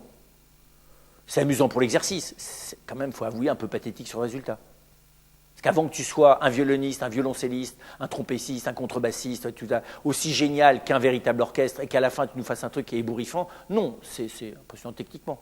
Vous savez, tu dis un truc, puis tu redis sur ce que tu as dit, puis après ça tu redis sur... Voilà. Moi, ce que j'attendais dans ces trucs géniaux, c'est qu'à la fin, ça veuille vraiment dire quelque chose alors que les morceaux ne voulaient rien dire. Mais en fait, ils n'y arrivent pas, ça. Vous voyez ? Vous n'avez jamais vu ce genre d'exercice ? Voilà. C'est ce que j'appelle les jeux techniques. Donc aujourd'hui, là encore, on est déjà... C'est très bizarre, on vieillit très vite dans l'ordre de la technique. Par contre, ce qui reste inépuisable et qui est intéressant, qui paradoxalement, est à remettre en lumière, parce que c'est aussi peut-être ce qu'on est en train de redécouvrir, notamment dans les arts de l'image, après avoir imaginé qu'on allait pouvoir à l'infini créer des histoires, créer une facture nouvelle de l'image et développer des techniques nouvelles de l'image. C'est là où on peut aller à l'infini, c'est sur l'accent d'authenticité de ce qu'on fait. C'est-à-dire, en fait, de quoi je parle, être encore au plus près de ce dont je parle, être à un niveau de relation avec le sujet dont je parle, de manière telle que la densité humaine de ce qui traverse soit plus élevée encore que ce qu'on en a dit jusque-là. Je vais vous donner un tout petit exemple et c'est de l'ordre de l'image. C'est pas de l'ordre d'abord théâtral. On a eu à Avignon une pièce qui s'appelait Le Maître et Marguerite, qui est un roman complètement déjanté, qui s'appelait Bulgakov, vraiment déjanté, et qui a été mise en scène par Simon McBurney, qui est un Anglais. Et alors dans cette scène, dans le roman mis en scène, parce que c'est un roman d'abord, vous avez régulièrement des chapitres sur le procès de Jésus par Pilate. Donc au milieu de cette pièce qui se passe dans le Moscou du début du XXe siècle, vous avez régulièrement, en fait c'est le diable qui vient raconter au héros qu'en fait il était là au moment donc il est en train de raconter le procès de Pilate. Vous voyez, donc il vient raconter au XXe siècle un type un peu particulier qui est un journaliste, si je me souviens bien. Il vient lui raconter comment lui il a assisté au procès de Pilate avec Jésus. Donc régulièrement vous avez mis en scène. Voilà. Et à un moment donné, Simon McBurney fait apparaître le Christ qui est devenu extrêmement maigre et qui porte sur sa croix simplement 2 roseaux qui figurent les 2 morceaux de la croix. Et moi, j'attendais de le rencontrer. Bon, il devait faire une table ronde foi et culture, et puis il était trop pris. Et donc, j'ai eu la chance de le rencontrer, de pouvoir aller boire un café avec lui et de lui dire, mais est-ce que vous vous rendez compte que là, vous avez inventé une représentation iconographique du Christ qui n'existe pas? Il n'y a pas de représentation iconographique du Christ avec une croix qui soit simplement symbolisée par quelque chose d'aussi fin que 2 roseaux. D'accord? Il y a le Christ aux outrages qui porte un roseau. Et je dis, c'est extraordinaire. Parce que c'est un Christ qui a absorbé la croix et dont la fragilité du coup apparaît encore plus. Et la croix est absorbée elle-même par la fragilité du Christ. Il était mis aux larmes, il m'a sorti son téléphone portable. Il y avait 10 photos sous tous les angles de la même chose. Donc lui-même avait gardé en mémoire dans son téléphone, de la totalité de sa pièce, une dizaine de photos rien que sur cette scène-là. Voilà. C'est jamais apparu dans les discours au public. Enfin, vous voyez, tout ça a été complètement mis en off. Il n'en a pas parlé. Enfin, alors que je lui dis, mais en fait, c'est le trame rouge de votre truc. Voilà. Parce qu'évidemment, c'est quelqu'un qui peut tout croire, enfin tout ce que vous voudrez, tout ce que peut être, vous voyez, un artiste anglais un peu déjanté. Et voilà, eh bien, c'était très frappant de voir. Et pourquoi? Parce que donc il en parlait comme d'un secret. L'authenticité, et ça apparaissait sur la scène, l'authenticité qu'il a mis dans cette tentative de dire, non pas avec une facture nouvelle, un Christ en croix, c'est pas original, un Christ qui porte sa croix, c'est pas original, même un Christ nu, c'est pas original. Et donc c'est pour vous dire que voilà, c'est ce niveau c'est l'accent d'authenticité quant à ce que l'on dit. Le degré, c'est pas le degré, comprenez bien, d'inventivité, c'est le degré de qualité de la profondeur humaine qui est mis là en scène. Pas de profondeur intellectuelle, de profondeur existentielle. Je pense là à un photographe qui a ramené d'Afghanistan des photos extraordinaires à ce titre-là. On ne voit pas, au début, il faut du temps avant de comprendre à quel endroit on est du champ de bataille, enfin, vous voyez, de ce qui se passe. C'est extraordinaire. Il n'y a rien pour émouvoir, vous voyez, en termes, je ne sais pas trop quoi, de choses sanglantes, de choses, voilà. Mais il y a une mise en présence de ce que c'est que le face-à-face avec la guerre, hein, qui est, voilà, et celle de l'Afghanistan, qui est très, très spécifique.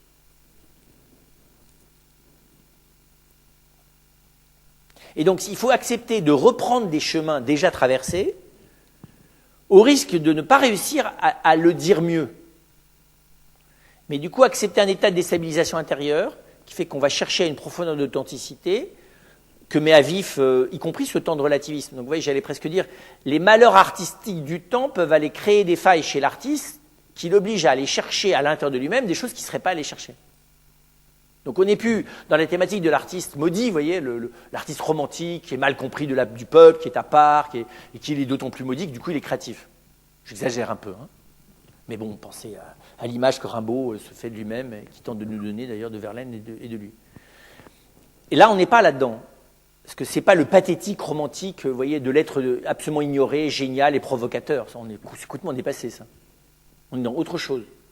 On est dans la prise de risque, dans le niveau de profondeur et d'authenticité, c'est-à-dire à la fois, vous voyez, pas d'abord de cérébralité, mais d'existentialité des choses.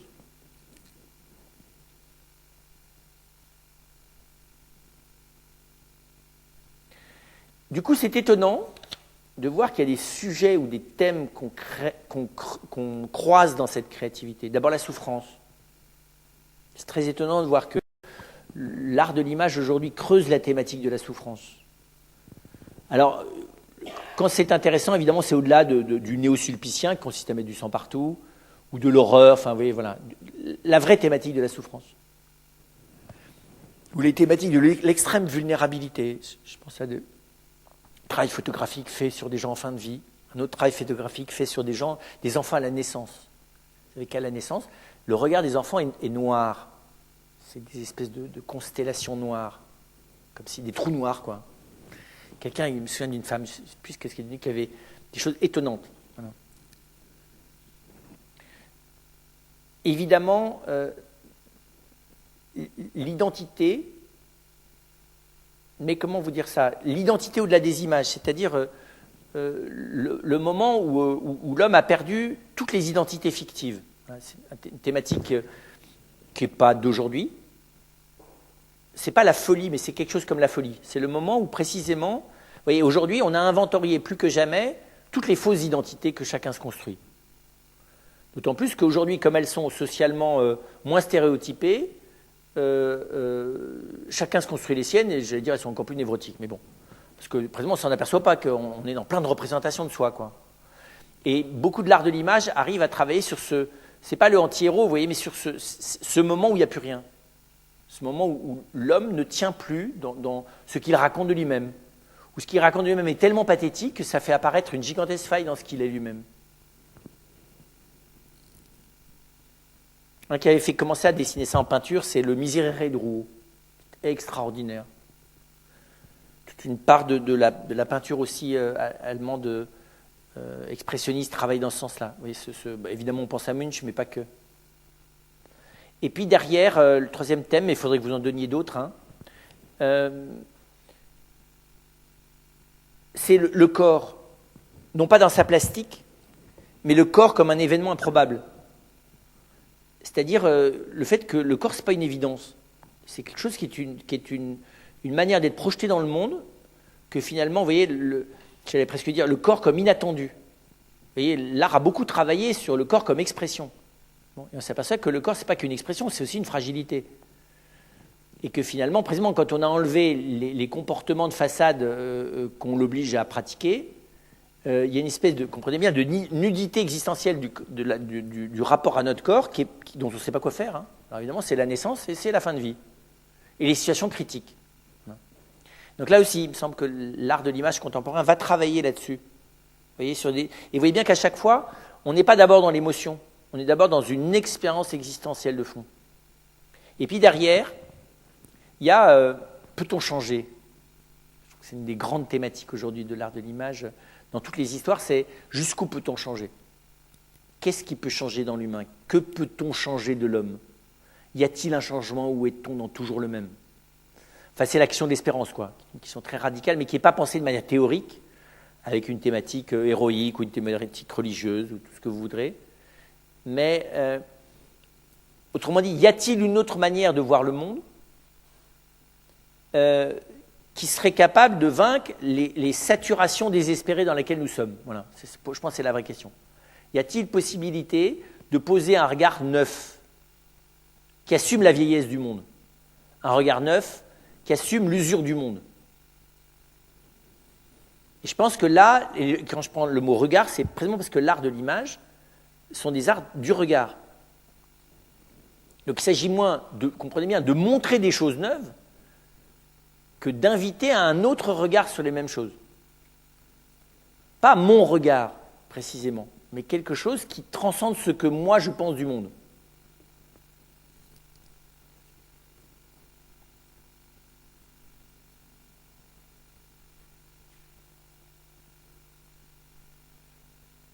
Voilà. Donc, je finirai en disant que ce qui caractérise, à mon avis, cette place pour un art de l'image en renouvellement, parce que ce que je vous dis est déjà en train de se faire, c'est d'abord une acuité existentielle beaucoup plus aiguë. On peut le dire des autres arts, mais la vue nous met en présence de la détermination des choses de manière directe. Autrement dit, je dirais que la vue, elle est spontanément à s'attacher à ce qu'elle capte.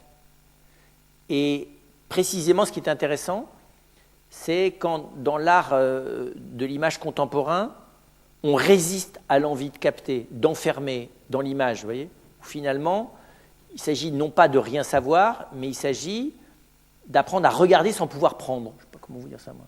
Là encore, je pense à Cartier-Bresson, parce que ça m'impressionne énormément. Je pense à certains, là aussi, jeunes photographes contemporains, mais que je ne connais pas, dont je ne vais pas mémoriser le nom, qui arrivent à vous faire regarder sans que vous puissiez vous voyez, sans que l'image vous donne le sentiment que vous savez et que vous entrevoyez. Pas par des effets techniques de flou, vous voyez, c'est beaucoup plus profond que ça. C'est exaspérant d'ailleurs quand on est un visuel, vous voyez, d'entrer dans cet art de déprise de la vue, de déprise de la manière de circonscrire les choses. Et ce n'est pas uniquement en se faisant de la déstructuration visuelle qui fait que de toute façon, tu n'as rien compris au clip tellement ça bouge dans tous les sens. Ça n'a rien à voir avec ça.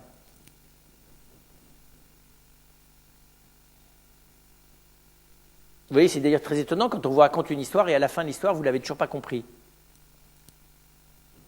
C'est très étonnant ça. Inarritu arrive à faire ça dans certains de ses films. Vous sortez du film, vous dites, bon, c'est une histoire qui est complètement simple, elle n'a rien d'original, sauf que, voilà, c'est une histoire qui n'est pas fermée sur elle-même. C'est comme une histoire qui vous renvoie à la manière dont nous vivons chacun nos histoires, dont nous ne savons ni le début, ni la fin. On est au milieu de nos histoires, non? On croise des gens au milieu de leurs histoires. Ça, c'est extraordinaire quand le cinéma vous met au milieu des histoires. Il n'y a pas de happy end, il n'y a pas de end, parce qu'il n'y a pas de commencement. Et en même temps, ce n'est pas une séquence micro-trottoir, qu'est-ce que tu en penses aujourd'hui? Et puis après, c'est fini, c'est tout autre chose. C'est d'entrer dans qu'est-ce que c'est que de vivre une histoire qui m'échappe à moi-même, qui est ma vie, tout simplement.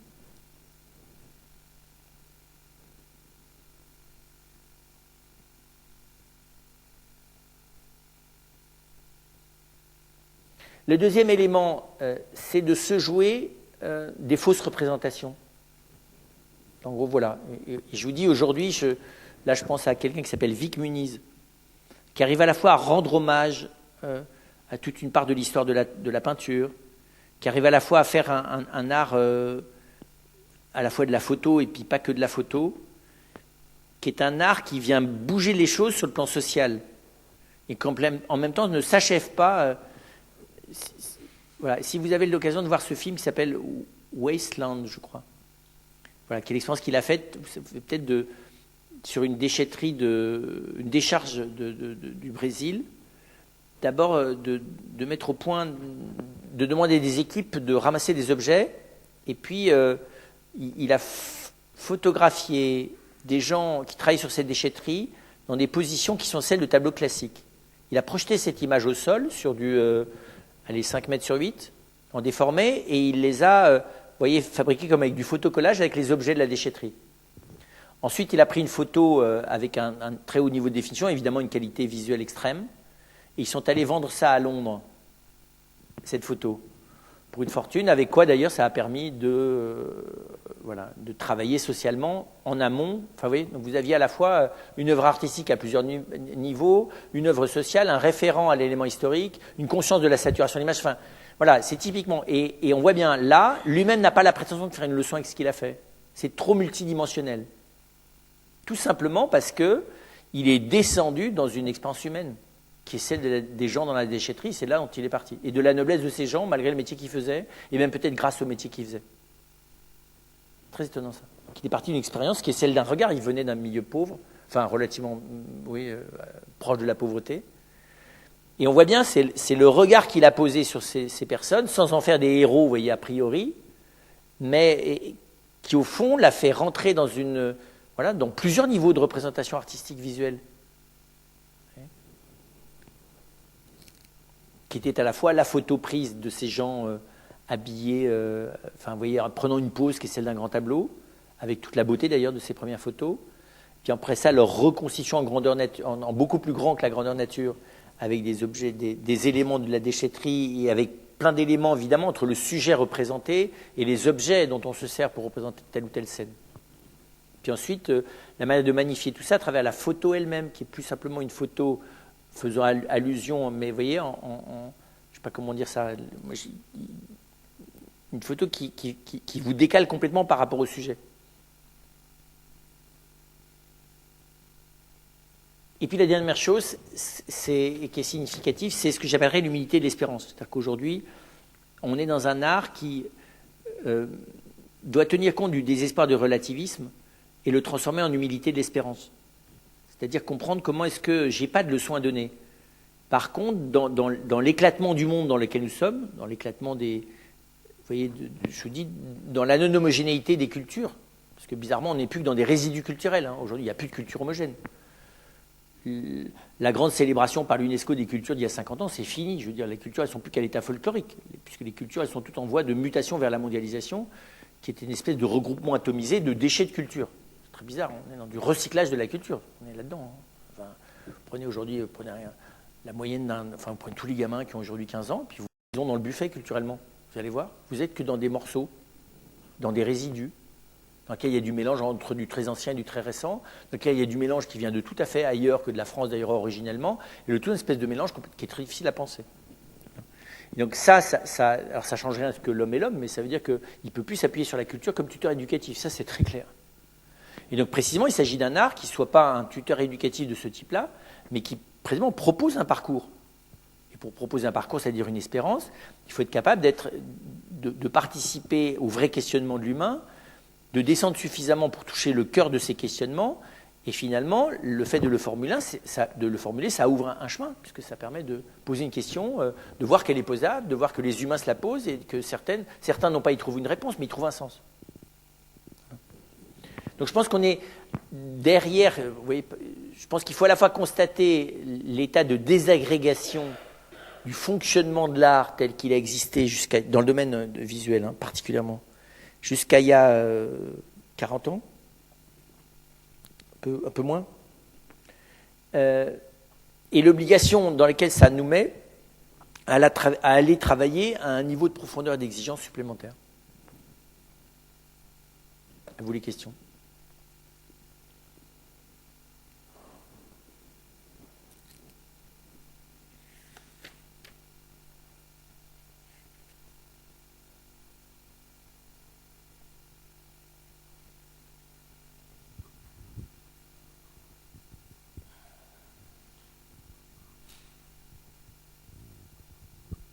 Si je pourrais vous citer un exemple, toujours même chose d'une bande dessinée, je viens de lire c'est très étonnant, un manga qui est un homme qui a décidé d'aller travailler sur le site de Fukushima. Vous savez, après tout ça là, il se contente de décrire dans le plus petit détail ce qu'il a fait. Et alors c'est très étonnant, donc il n'y a aucune posture, il n'y a pas de commentaire, il y a simplement du réel.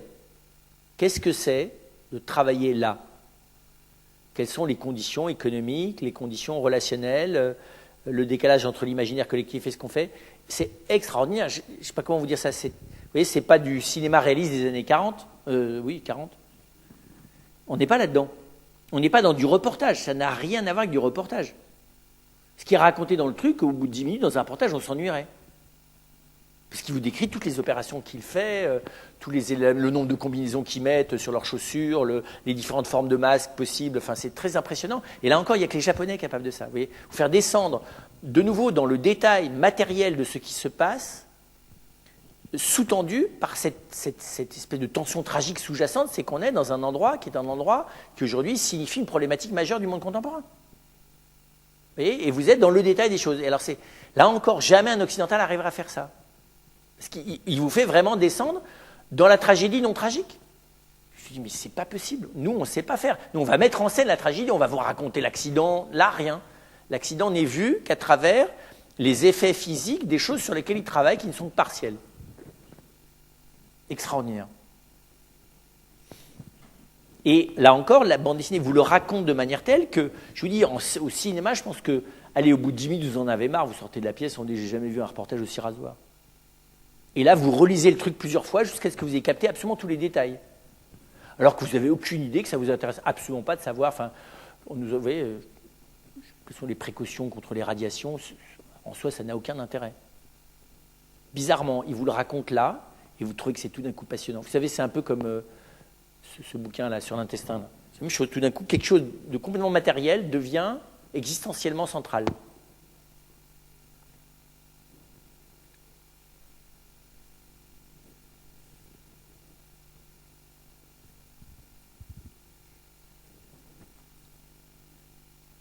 Oui.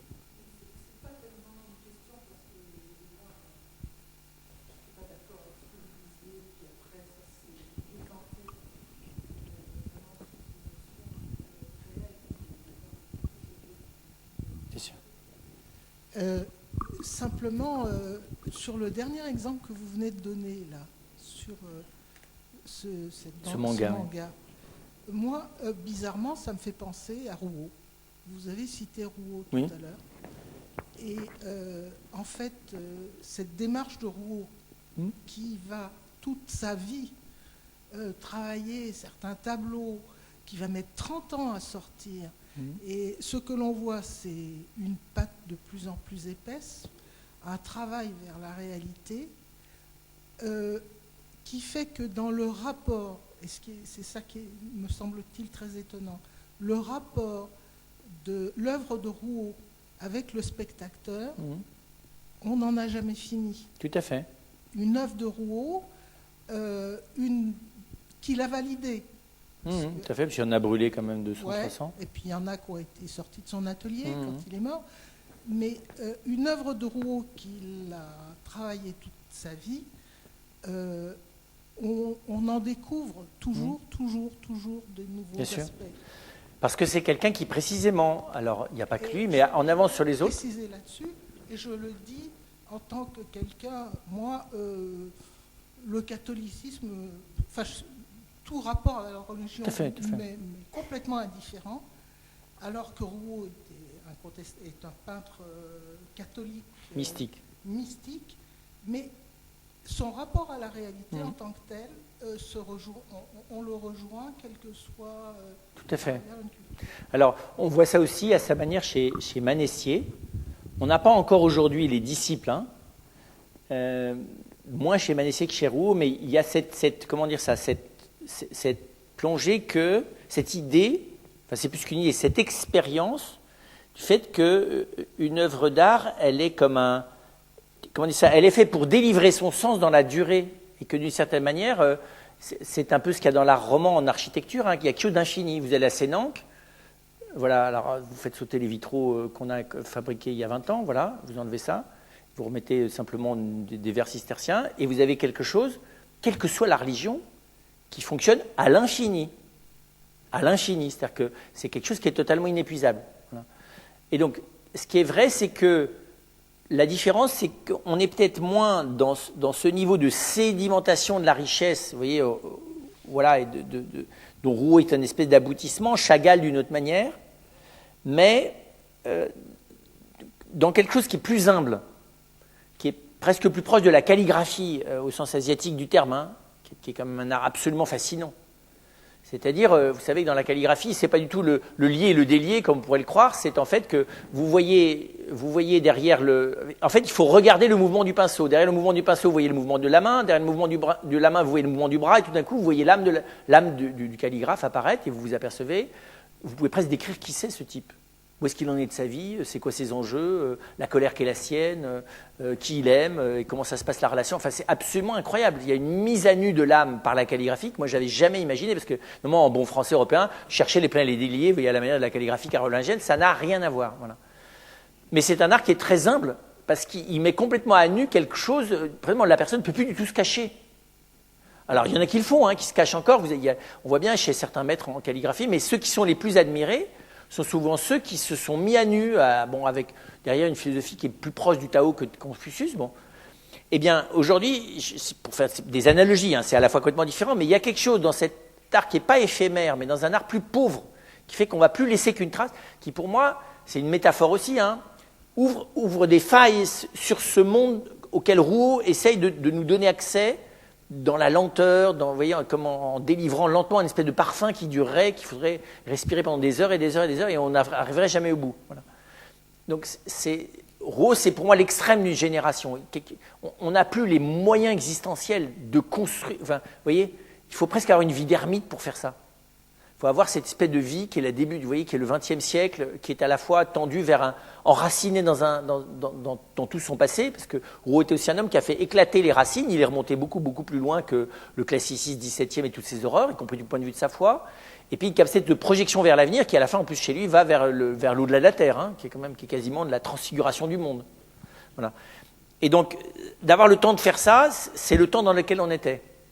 Aujourd'hui, on n'est plus dans ce même temps, donc on peut plus. Pour moi, on est dans un art. C'est pas vrai que d'ailleurs que dans la peinture, qui ouvre des brèches.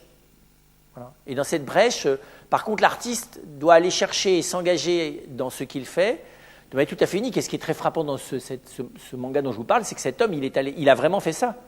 C'est dans un temps où il a fallu qu'il s'arrête parce qu'il avait atteint le taux de radiation pour une année, où il s'est mis à dessiner ça.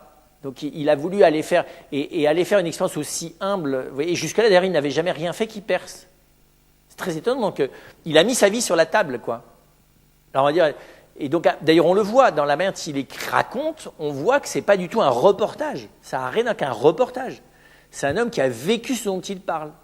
Et le mode narratif là, je vous dis, s'enrichit de toute cette culture japonaise qui a la capacité d'aller vous raconter des détails triviaux en y mettant un sens que nous, au début, on ne comprend pas du tout. On ne va pas vous raconter la forme des robinets.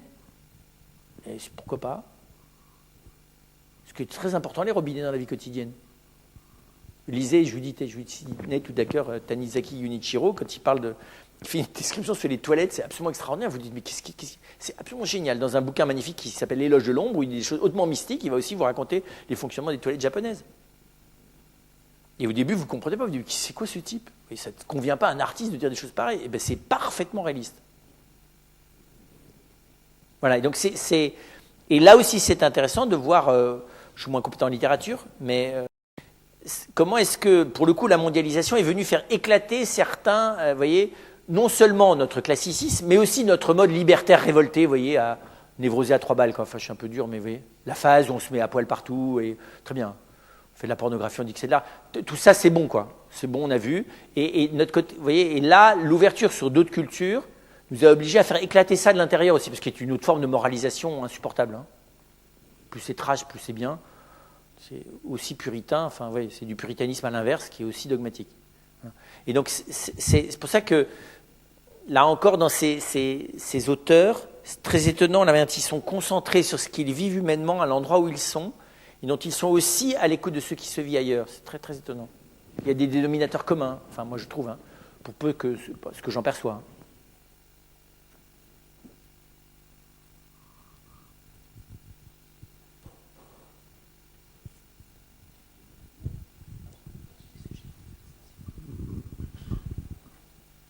Bonsoir à tous.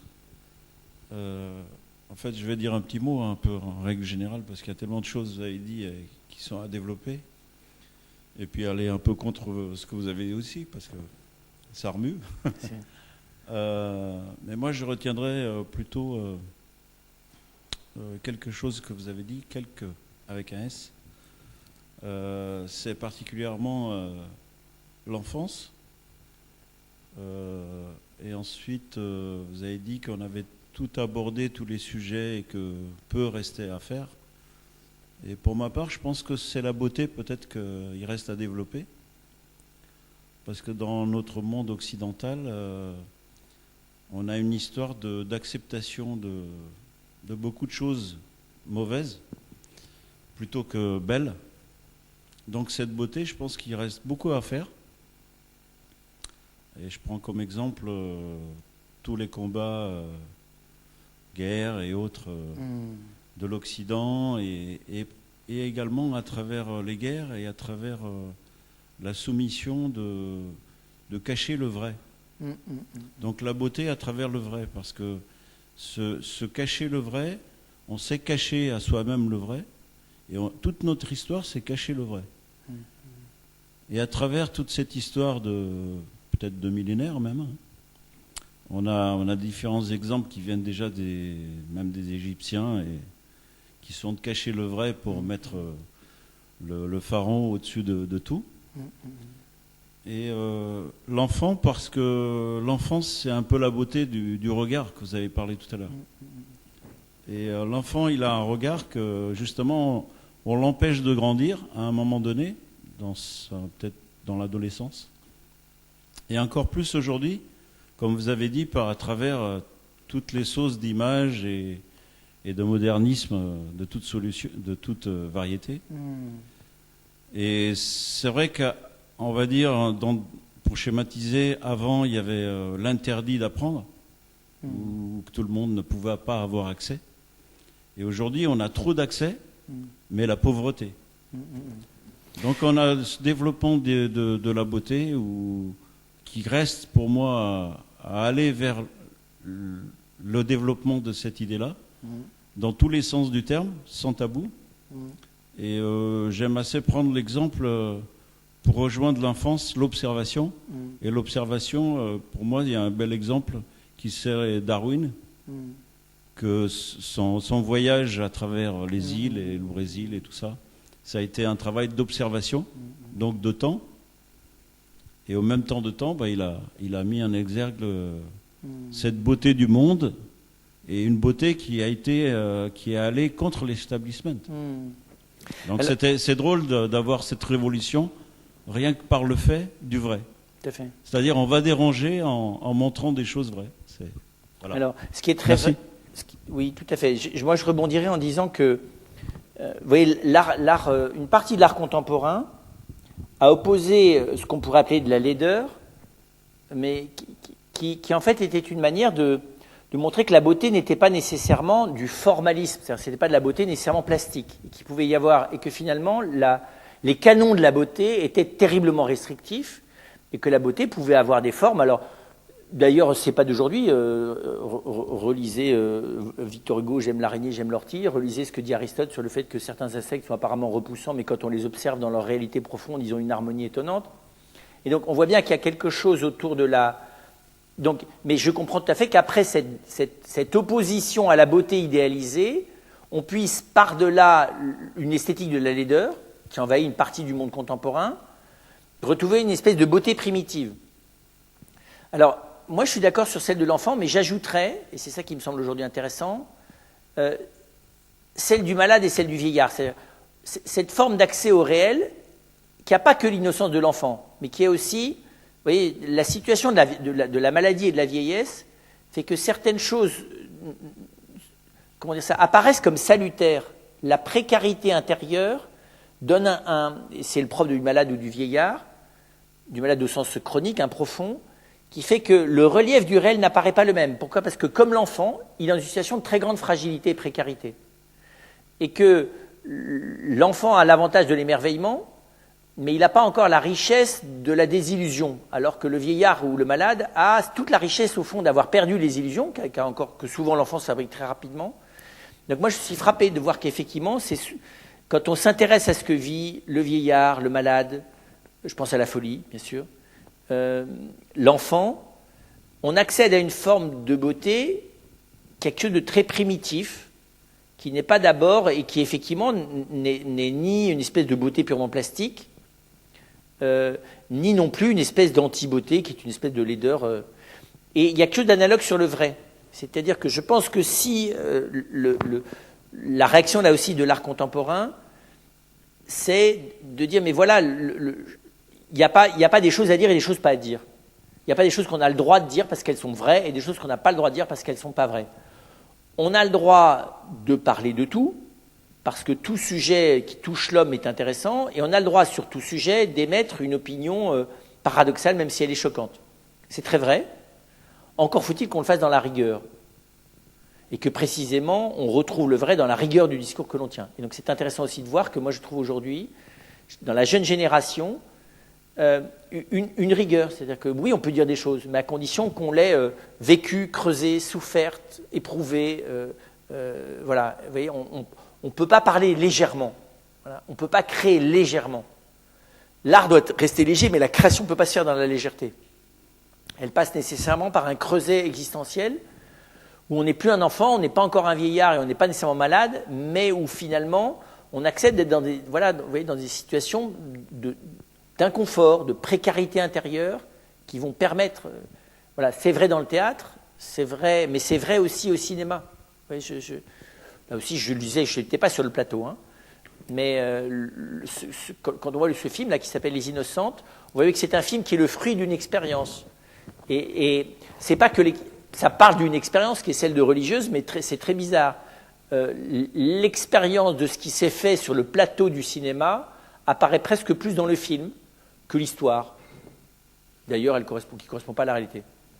Et on voit bien que ces femmes, elles ont, le temps où elles ont filmé, été émerveillées les unes les autres de ce que c'est que le mystère de la femme et de ce que c'est que le mystère de la maternité, et même de ce que c'est que le mystère de renoncer à avoir des enfants pour une fécondité plus grande. C'est très étonnant. Il y a tout ça dans ce film. Et c'est ça qui fait son intérêt. Voilà. C'est une histoire qui n'est pas... Et on voit d'ailleurs que s'il n'y a pas besoin d'aller lire ce qu'en disent les journaux, on voit la réalisatrice bouger même dans le film. C'est-à-dire que ça se voit dans le film lui-même. Donc on voit, vous voyez, comme sur un plateau, vous voyez un comédien évoluer au fur et à mesure de la pièce. Là, vous voyez le propos, enfin, c'est très étonnant. Et donc c'est pour dire que voilà, là il y a une espèce de, il y a la trace d'une aventure, vous voyez bien, qui est un propos, et puis quelque chose qui a été vécu aussi bien par les comédiens, par la réalisatrice, et puis finalement on voit que ça s'est fait. Je vous dis, moi j'ai su comment se fait un film, ça se fait, on voit bien jusqu'au montage. C'est-à-dire que il y a même aujourd'hui il y a de plus en plus de films les films efficaces sont des films qui n'hésitent pas. Un film efficace, c'est comme un karatéka. Ça vous tue quand ça vous tue, ça vous réveille quand ça vous réveille, bref, ça vous malaxe dans tous les sens, et à la fin, vous êtes vous-même un bon produit fini, vous vous êtes fait parfaitement manipuler par le produit qui était fait pour ça, donc vous êtes zorglondisé, vous sortez parfaitement en cube comme un bon produit fini. Voilà. Là, c'est l'inverse. Ce qui est très intéressant, c'est d'avoir précisément, je pense au cinéma, mais c'est vrai aussi dans la vidéo, quelque chose qui est dans l'hésitation. Une hésitation qui implique aussi une certaine fermeté, mais qui accepte l'hésitation. Dans cet exemple, hein, quand on filmait Matisse, dessinant les colombes au crayon, voilà, on s'est aperçu qu'au ralenti, il hésitait, je crois, 5 ou 6 fois par centimètre. Voilà. C'est un trait parfaitement hésitant. Sauf qu'il a l'air, à première vue, quand vous le regardez comme ça, non-stop. Voilà. Et quand vous le regardez de très très près, vous apercevez que c'est un trait, comme en calligraphie, qui est un trait dans lequel toute la vibration et toute la vie de cet homme, qui était un vieillard, passe.